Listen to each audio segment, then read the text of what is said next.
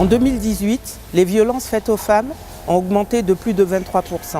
C'est inacceptable.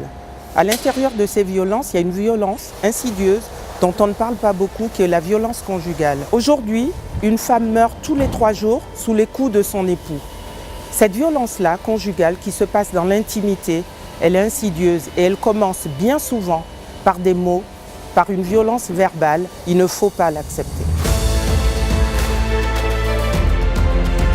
Ici du Sénat, je veux témoigner des avancées de la parité politique. Ici, au Sénat, nous sommes 30% de femmes. En l'an 2000, elles n'étaient que 10%. Mais je ne me satisfais pas encore de ce chiffre, alors j'incite toutes nos militantes radicales à s'inscrire dans les prochains scrutins et à faire confiance aux électeurs, et notamment les plus jeunes qui ont intégré cette notion de parité. Quand on parle de droits des femmes, on pense à l'IVG porté par Simone Veil, on pense au droit de vote. Demain, bientôt, très bientôt, je souhaite qu'on pense à l'extension de la PMA à toutes les femmes. L'extension de la PMA à toutes les femmes, c'est à la fois un nouveau droit pour toutes les femmes, mais ce sera également une liberté fondamentale supplémentaire. La liberté de disposer de son corps pour faire un enfant, la liberté de faire famille. Il nous appartient, en cette année 2019, de bâtir une Europe protectrice pour chacune d'entre nous, en facilitant l'accès à la formation, à la santé, au travail, à la culture, meilleur rempart contre la barbarie, protéger chacune d'entre nous en dignité et en droit.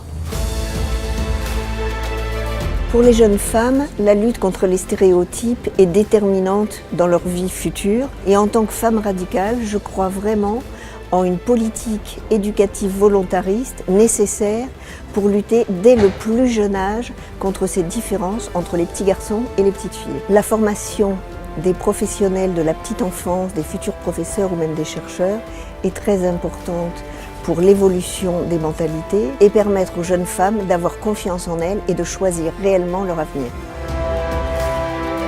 Le chemin à parcourir pour gagner ces batailles est encore long, mais nous y parviendrons en y participant tous ensemble. Car le combat pour l'égalité des sexes doit aussi être celui des hommes, mais aussi par nos actes, à travers un engagement, associatif ou politique, mais surtout dans notre vie de tous les jours. Alors continuons à mettre l'énergie de cette révolte au service de cette cause.